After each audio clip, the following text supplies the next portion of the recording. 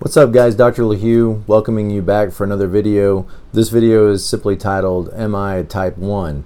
And so I want to go over a little bit of information that might help you make that decision. If you are a Type 1, then you already will know this information that it'll connect with you. And if you're not sure, that's the hope, is that as you hear this, you'll start to realize, wow, that really does describe how I think and how I think about life.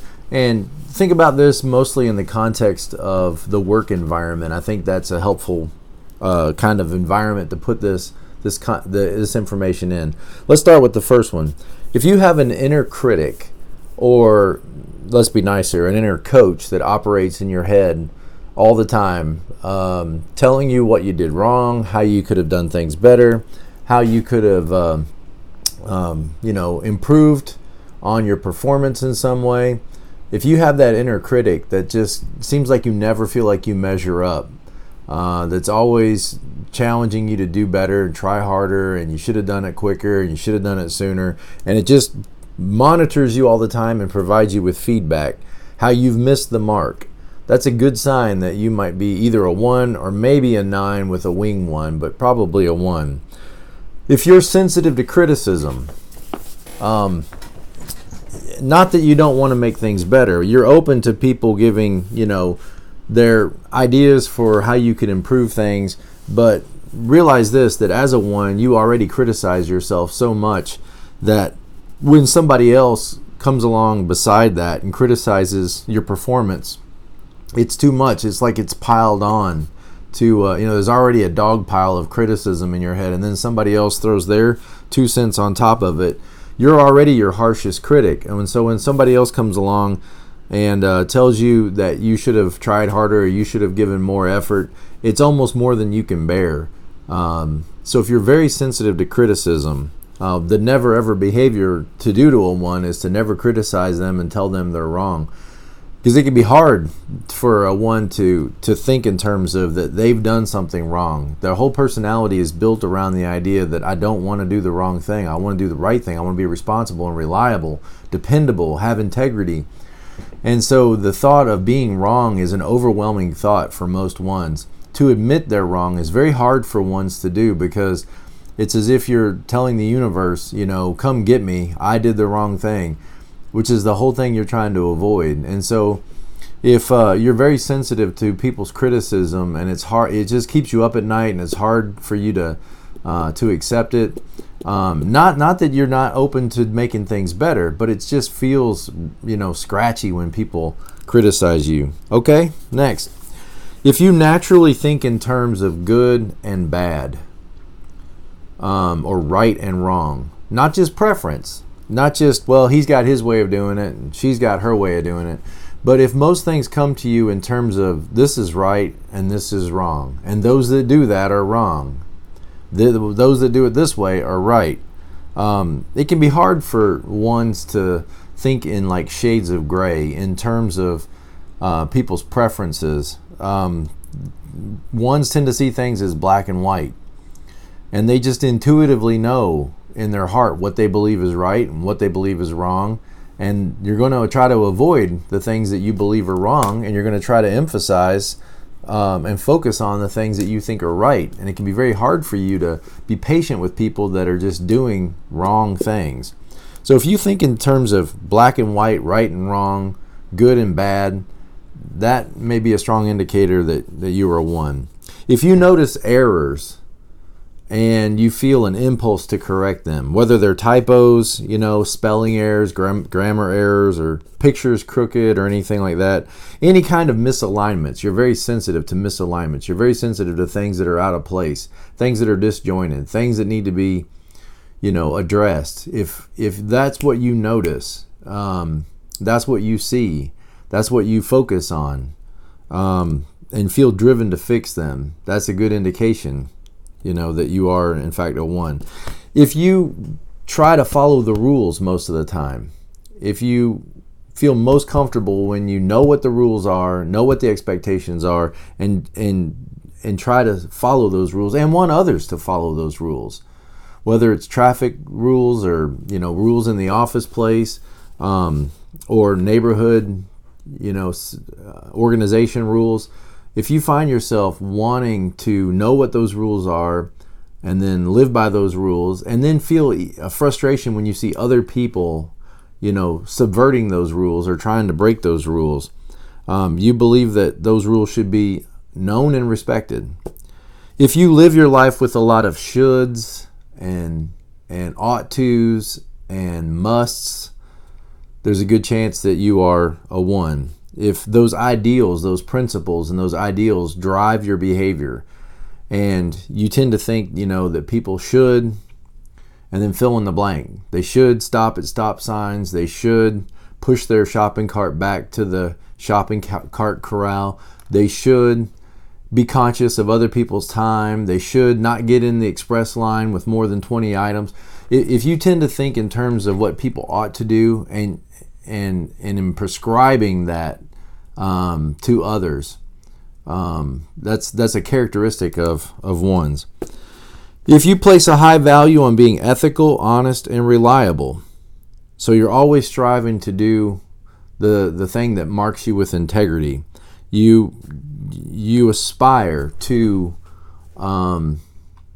good behavior, where like a 3 might aspire to a good position, to being admirable or to being the best version of. And the 8 might aspire to freedom and independence and being left alone. And the 1 is going to aspire to doing things the proper way, the way it's supposed to be done, the way it's expected. So think like an auto mechanic or an airline mechanic or an airline pilot or an air traffic controller. There's a right way these things have to be done. And if you don't do it that right way, the way it's prescribed, the way you're supposed to do it, then it's like casualty is going to happen, catastrophe is going to happen. And so if you have that kind of mind that thinks, here's the right way, this is the way it ought to be done, and probably you've already tested that. Like maybe you've tested lots of different ways of doing a job, and then you've decided that this way is the best way. This way is the best way to clean the restroom. This way is the best way to organize the files. And so now it needs to always be done that way. And other people need to know how to do it that way. And then they ought to follow that and do it that way because that's the best way. That's the right way. It becomes the right way, you see. That's very 1 thinking. And then if people do it the other way, you tend to sense a condemnation and judgment in you. Or if you do it the wrong way, you definitely sense that condemnation and judgment in you. If you tend to over-control your impulses, so you want to engage in good behavior, but then you find yourself, like all people, drawn to sometimes the wrong things, but like castigating yourself for it. Some ones talk about like in secret or in private, they'll go and binge eat on French fries and milkshakes, and then take a whole bunch of vitamins to try to offset that. And so if you find yourself like being secretive about things, hiding things, or ashamed, overly ashamed, putting hedges around things where you say, I'm never going to go there, I'm never going to look at that, I'm never going to touch that, I'm never going to be near that, because you know that you have a tendency to fall. And so you're very conscious of boundaries that you don't want to cross because you don't want to do the wrong thing. You don't want to let yourself down. You don't want to let others down. Now that's admirable. I'm not saying that only 1 should think like that. We should all have good boundaries. We should all have good hedges to protect us, But I think 1s are going to think about that a lot more and maybe, challenge the rest of us, and prescribe some of those, hedges and some of those boundaries for us. You can sometimes appear to other people as though you're self-righteous. I don't think you mean to come across that way, but if you're a 1, you've probably gotten criticized for this before, that you're no fun, that you're a stick in the mud, that you don't want to have fun, which isn't true. You do want to have fun, but it's kind of like, I'm going to have fun, but I'm also going to keep off the grass. The sign says keep off the grass, so we can do whatever we want to do, just keep off the grass. But if you have people that, you know, criticize you because you're dogmatic, or criticize you because because of your, you know, your self-righteous attitude. That's something that's characteristic of ones. If work has to come before play, if you can't find it, you know, you're not able to relax until the job's done. If you can't eat your dessert and if you didn't finish your supper, you know, this is very characteristic of ones. Is ones go to 7, you know, when they're in health and when they're not under stress. And so if all the work's done, then you can enjoy yourself. But if it's hard for you to allow yourself to get distracted and you want to stay focused until the job's done, no matter how long it takes, no matter how much it costs, no matter how much effort it's going to take, that's characteristic of one. You're going to find it hard to relax and hard to let your hair down, you know, and take it easy if you know that the project's not finished yet. Work has to come before play. If you believe in self-improvement and, you know, you're always trying to better yourself and sharpen, you know, the iron, sharpen the sword and heat up the iron, you know, and make yourself a more perfect, potentially perfect you. If you believe that that perfect is possible and getting things done perfectly is possible, and you get this great sense of relief, this great sense of fulfillment and of peace and well-being inside when something works out the way it's supposed to work out, when all the paperwork goes through and the audit's finished and complete and everything's done, and you get a gold star, you get a good report, and there's just this great sense of relief, like everything's right in the world, everything's going to be okay in the world. It's also very characteristic of a one. So I hope this video is helpful in your journey trying to understand more about yourself. I'm appreciative to this book, The 9 Types of Leaders by Beatrice Chestnut, and I hope it's been helpful to you. As always, like, comment, and subscribe, and be more present to life. Don't always be so caught up in the way things ought to be, the way things should be, the way things could be if they were more perfect, that you miss the joy of what's right in front of you. Thank you guys. Till next time, blessings.